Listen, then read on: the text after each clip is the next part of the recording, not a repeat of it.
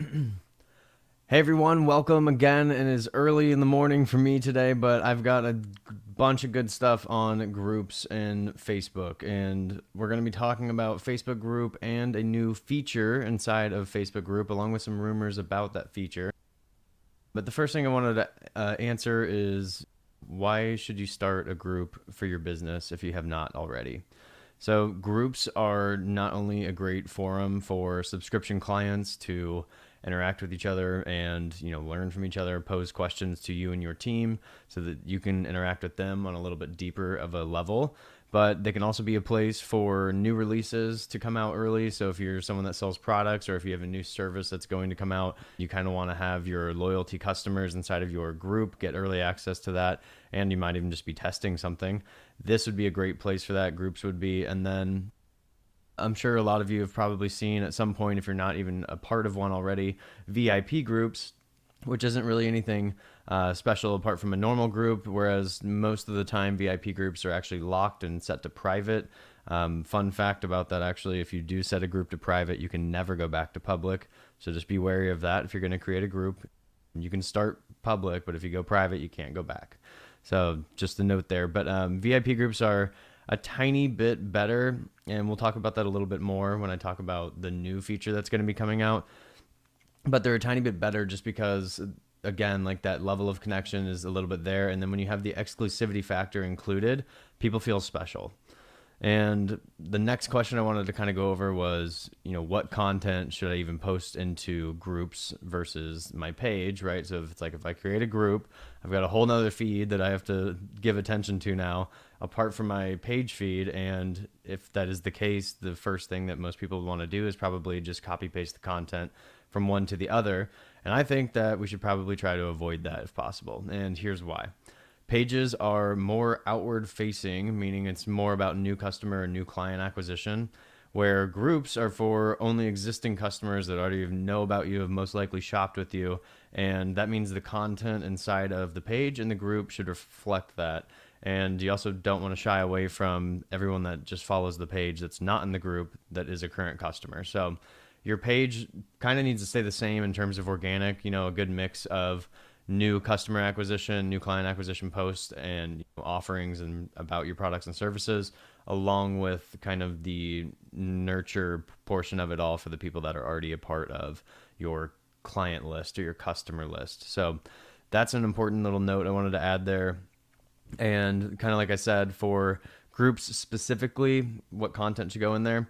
I think early releases, exclusive content, I think both of those are awesome for groups. I think anything where you and your team can be a little bit more vulnerable and open to your customer list, especially private groups, I think that's really cool. So, it could literally just be your kid's third birthday or first day of school, like things that are relatable, that just show you're a human, and getting on that level of openness and like having that deeper connection with customers will reflect ultimately in more brand awareness and more dollars. And on top of that, you'll just have more pleasant interactions with your customers, and hopefully that'll fuel your drive for your business as well. And so a big thing I wanted to touch on here too is groups have notifications sent out to everyone inside of the group, whereas pages are just subjected to the feed, right? I wrote down here, so content going to the groups typically needs to be more exciting and interesting or helpful to the person, because when they see that notification pop up, they've only got about 10 words of the preview of the thing along with who posted whatever it was. And so if those first kind of 10 words aren't something that will draw them in to click on that notification, pull them into the group, and then see whatever you're trying to get them to see, they may not click in. So that's just something I wanted to note there as well with that. A big question that I get all the time is, like, for this podcast, are examples for this. So what groups have I seen killing it out there? Most of the boutiques we work with have a group, if not two. So they'll have a normal one and a VIP group. You have to do, certain things to get into the VIP group. The big way I think that these boutiques have been killing it is inside of the group, they're pushing for their app installs. So if you do have an app with products in it, or maybe just you want to push them to like website collections, that would be fine. But a lot of people, once they get the app downloaded, the amount of sales that they have come like 80 or 90% through the app. So getting your customers on your social platforms to the places where they can shop with you, be it your website or your app or whatever it is. Very important. So I think that's one big thing to just keep reminding the people in your group. It's like, hey, if you're not on the app yet, use this code for the promo. If you've never shopped with us on our website and you're somehow in this group, use the first time 10 or whatever for 10% off. And then they also are really big on posting their live streams. So like when they're going to be live streaming and all of that, they do the promotion in the group. And as you can imagine, that's what makes sense because these people are already customers with them. And so they're in the group. So they're going to be like, hey guys, come and join us for this live stream, which I think is great. Small groups like my business kind of has, we have less than 20, 25 people in there. We have also been having some actually good success there just because it is a more intimate group. And this again will lean into the new feature that's coming out here later in 2022 with Facebook groups. And when it's a little bit smaller and more intimate, I think people are less scared to post because it's not subjected to a feed of 7,000 people. It's only like 50 or 100. And I think that will kind of provoke and promote them to post into there, learn from each other, interact with each other, and do all of that. And then ultimately, your group now becomes a safe place for them to come and talk about any issues they may be having or any insight they want to give to the industry or whatever that pertains to inside of your business. Another big question I wanted to answer is, how do I get more people in the group, right? So it's like, hey, you convinced me to start one. How do I get more people in there now? So we're going to cover a couple of the obvious things, and then we'll go into just like one like tip that I would give you for that. So obviously you'd want to promote this on your page. Email campaigns are huge. So if you have a customer email list, when you start the group, it'd be, I think, a smart thing to send out an email to everybody, letting them know about the group, maybe a month later. And then 2 months after that, just sending out a couple more follow-ups, trying to close that gap of people that are actually customers and people in the group. You want to get as many people in there as you can.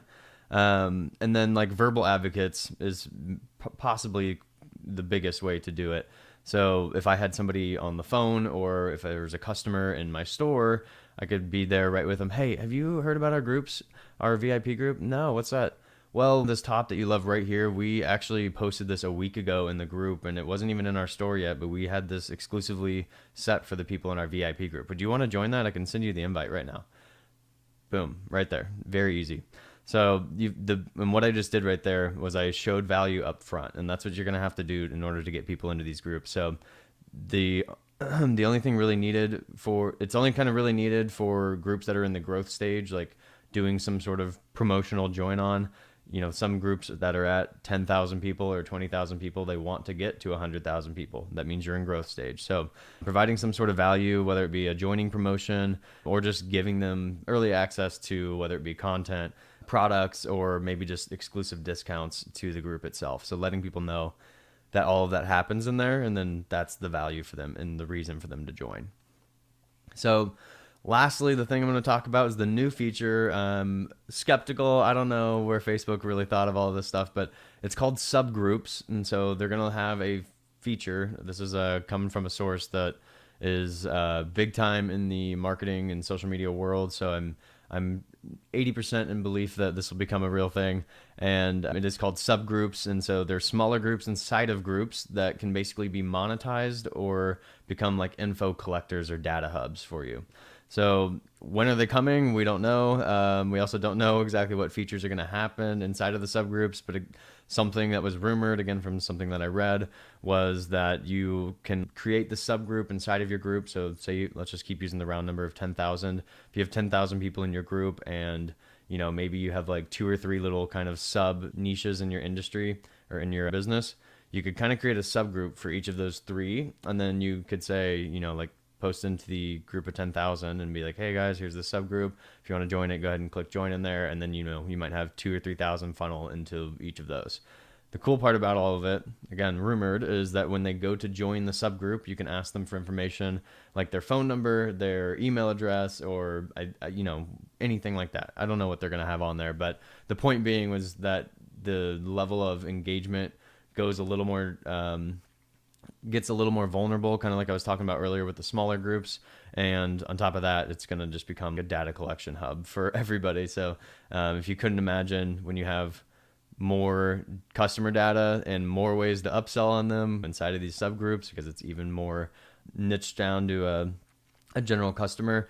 It's generally going to mean a deeper relationship with your customer and more revenue at the end of the year.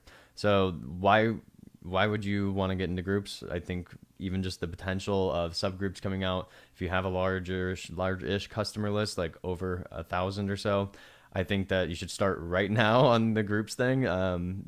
Do some research if you need to on like the things that you would want to include inside of your group, or just DM us and ask us some questions. I have no problem helping out there. And I think you need to start now so that when subgroups does roll out, you're already going to have people inside of your group. You can immediately get into the subgroup game and start collecting either a fee to join the subgroup, which again, I don't know if that'll be a thing or not, or a bunch of customer data and info so that you can get email campaigns to be better. Your marketing campaigns can be better, so we can take our clients' customer emails, and I can use all of those inside of Facebook marketing and all of that. So if you work with an agency, it's great to give them emails. That's super helpful and useful. Lastly, just one more little thing about groups and why I think you should start is getting people to spend more time with your brand is crucial for growth, and groups are a wonderful way to do it.